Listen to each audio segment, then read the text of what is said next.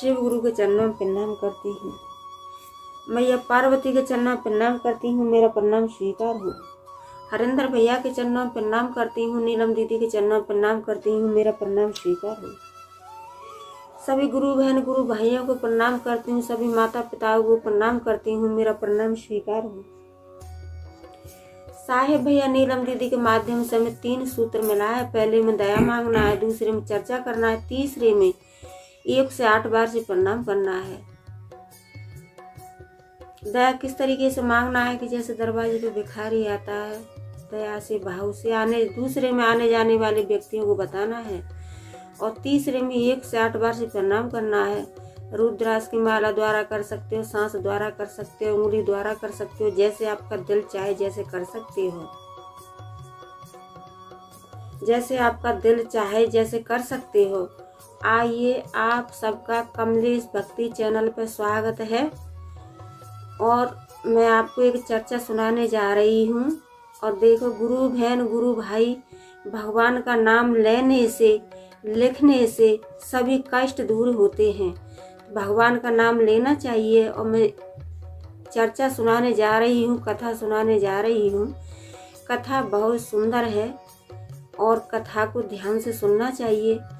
अधूरी आधी कथा सुनते हैं तो शिव गुरु का अपमान होता है, पूरी कथा सुनते हैं तो सम्मान होता है, ज्ञान मिलता है, बुद्धि आती है। इसीलिए कभी भी आधी कथा नहीं सुनना चाहिए, देखना चाहिए। पूरी ही कथा सुनना चाहिए, देखना चाहिए।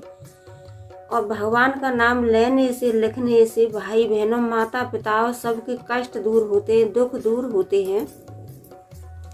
मैं एक आपको कथा सुनाने जा रही हूँ। कथा बहुत सुंदर है। एक गांव था, तो उस गांव में एक मुखिया जी थे। मुखिया जी थे, जैसे जमींदार बोलो या मुखिया जी बोलो, तो वो और दूसरे लोगों से जैसे मजदूर थे, उस गांव में मजदूर थे, आसपास के गांव में मजदूर थे। तो बेचारे गरीब आदमी थे, मजदूर थे। तो जो प्रधान जी थे मुखिया, वो कभी भी अपने दिल में भेदभाव नहीं समझते थे। वो क्या गरीब हुआ, क्या अमीर हुआ, क्या नीच हुआ, क्या ऊंच हुआ, वो सबको एक ही नज़र से देखते थे। तो बेचारे गांव वाले थे, उनका बहुत सम्मान करते थे, बहुत सम्मान करते थे गांव वाले भी। और दूसरे इधर उधर के आसपास के गांव के सब उनका बहुत मान सम्मान करते थे।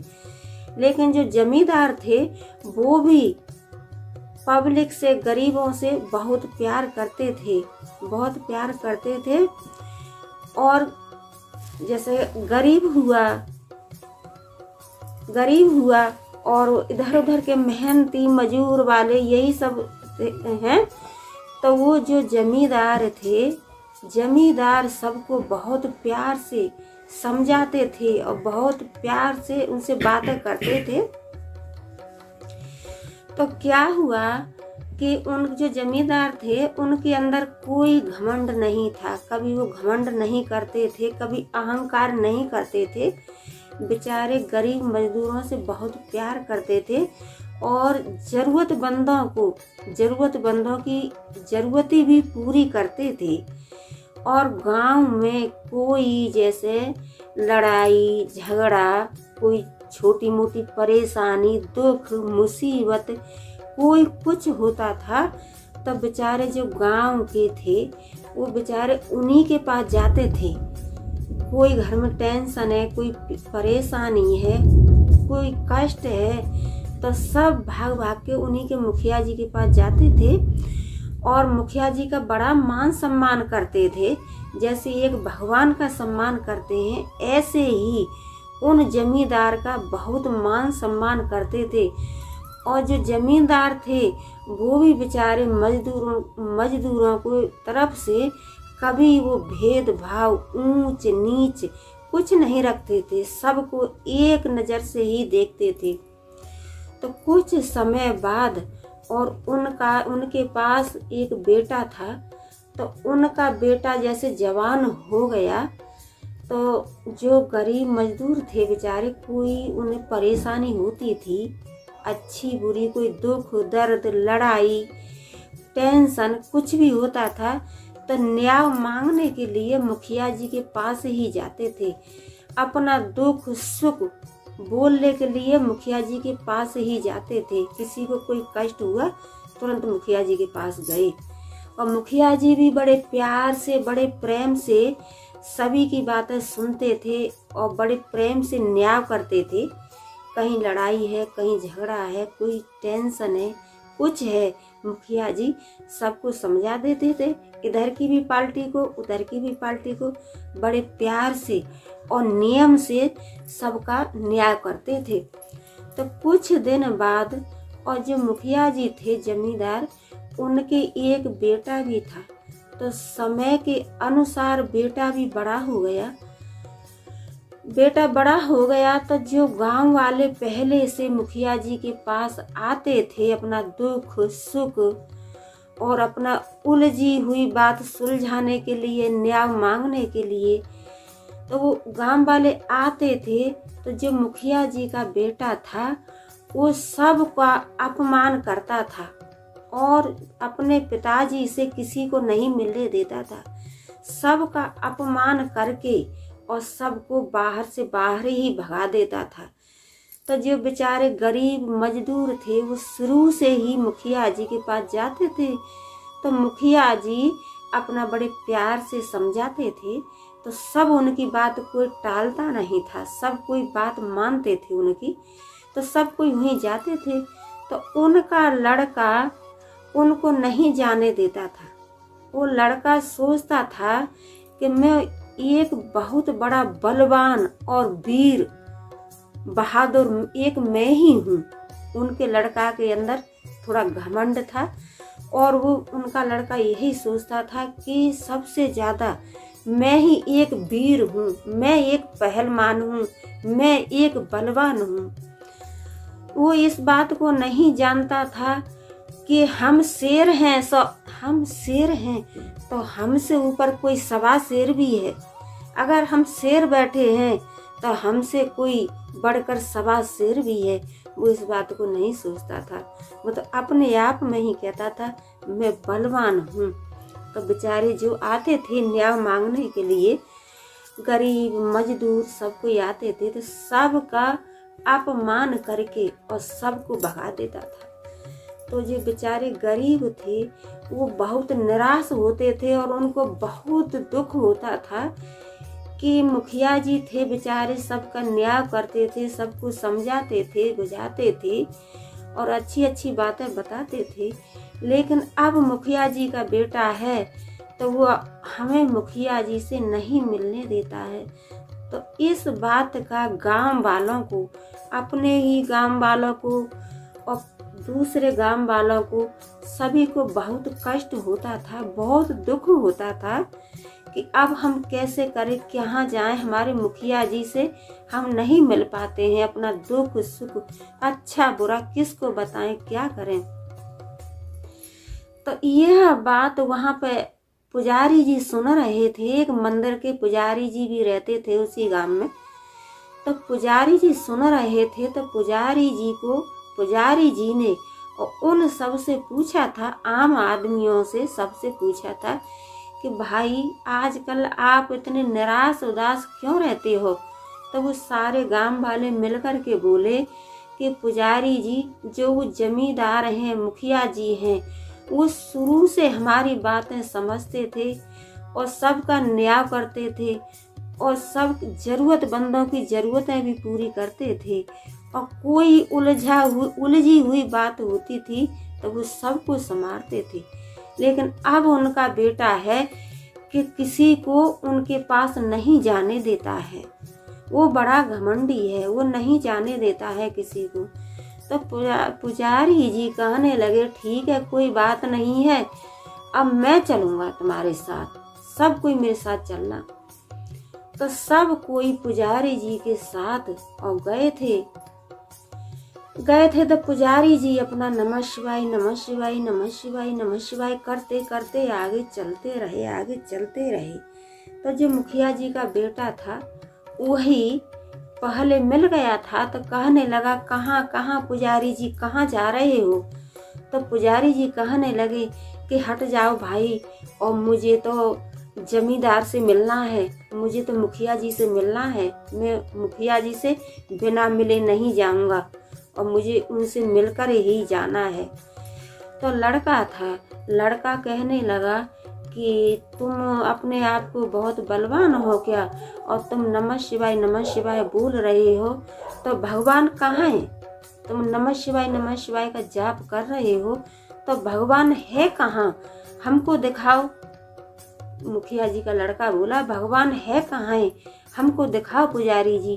तो पुजारी जी कहने लगे कि भगवान सबके अंदर हैं, भगवान तो कण कण में बसे हुए हैं, क्या पक्षी के अंदर, क्या पशुओं के अंदर, क्या चींटी के अंदर, क्या चींटा के अंदर, क्या मनुष्य के अंदर भगवान, क्या वृक्षों के अंदर भगवान तो कण कण में बसे हुए हैं। बिना उनकी मर्जी है, बिना भगवान की मर्जी है, और इंसान एक अपनी उंगली नहीं हिला सकता है। जब तक उनकी मर्जी नहीं होगी तो इंसान अपना उंगली नहीं हिला सकता है।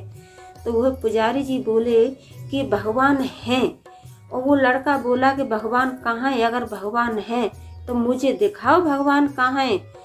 तो पुजारी जी फिर उसे यही बात समझा करके बोले कि भाई हमसे बहस ना करो, भगवान हैं और भगवान हर जगह पे विराजमान है, लेकिन भगवान एक दूसरे को दिखाई नहीं देते हैं। सबके हृदय में भगवान है, लेकिन भगवान को कोई दूसरे को दिखा नहीं सकता है। भगवान है सबके अंदर, लेकिन किसी को दिखा नहीं सकता है। तो जो मुखिया जी का बेटा था, उसके क्या हुआ कि उसके अचानक और पूरे शरीर में दर्द होने लगा, पूरे शरीर में दर्द होने लगा।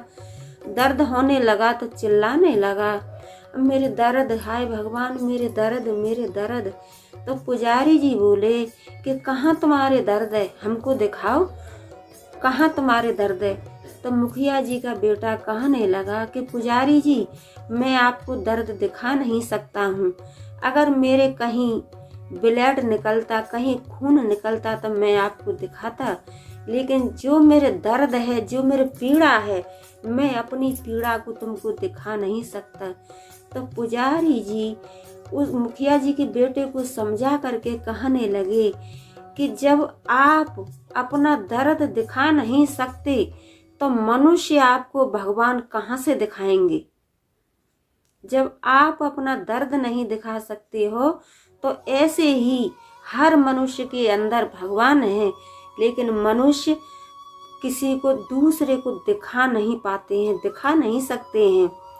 और अगर तुम्हारे जैसे कहीं चोट लगती, ब्लड निकलता, तो उसको सब कोई देखता, सबकी आंखों से सबको दिखाई देता कि हाँ ये आपके सर में चोट लगी है, हाथ में चोट लगी है, तो ये ब्लड है, ये चोट लगी हुई है।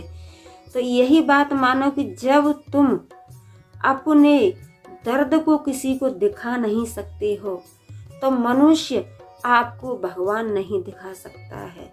भगवान हैं, भगवान कण कण में बसे हुए हैं।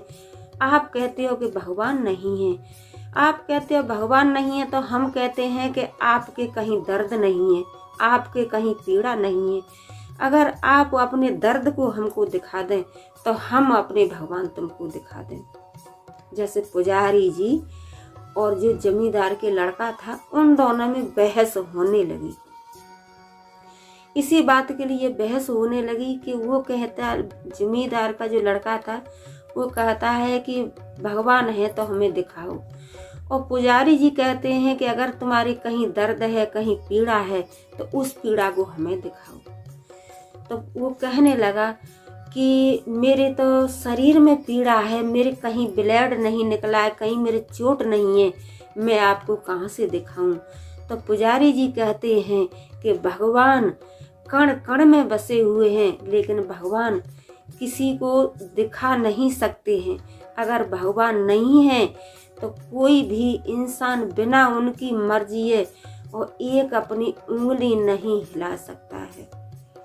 तो ये बात जब इतना झगड़ा टेंशन होने लगा तो जो जमींदार थे वो वहाँ से निकल के अपने मकान से निकल के आए और कहने लगे कि क्या हुआ।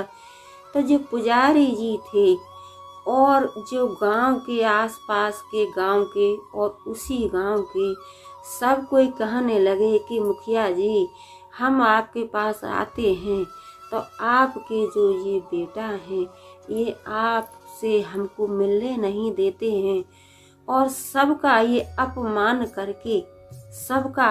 करके और ये घर से भगा देते हैं, लेकिन आप तक हम किसी को पहुंचने नहीं देते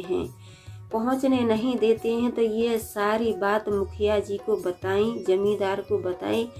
तो जमींदार ने भी यही बात का फैसला किया था कि हाँ बेटा भगवान है। तुम कहते हो कि भगवान नहीं है, भगवान है। भगवान कण कण में, क्या पक्षियों के अंदर, क्या पशु के अंदर, क्या मनुष्य के अंदर, क्या चींटी के अंदर, क्या वृक्षों के अंदर, सब के अंदर भगवान बसे हुए हैं। तो जब प्रधान जी ने, जमींदार ने अपने बेटे को समझाया, जब बेटा की समझ में कुछ आया, तो यही कहते हैं कि एक आदमी शेर बनता है। तो हम कहते हैं कि तू अगर शेर है तो तेरे ऊपर भी कोई सवा शेर बैठा है। तो कभी भी मनुष्य हो या लेडीज हो, कभी भी अपनी सुंदरताई पे घमंड नहीं करना चाहिए, अपने पैसे पे घमंड नहीं करना चाहिए। क्यों? वो कहते हैं कि हम इतने सुंदर हैं। अरे हमसे बढ़कर दुनिया में पता नहीं कितने सुंदर हैं। मनुष्य कहता है कि हम सबसे ज़्यादा पैसा वाले हैं, हम सबसे ज़्यादा पैसा वाले हैं। इंसान पैसा के लिए घमंड करता है तो उसको यह नहीं पता रहता है कि हमसे भी बढ़कर कोई पैसा वाला है। अरे इस धरती पे सुंदरताई का कोई सीमा नहीं है, कोई अंत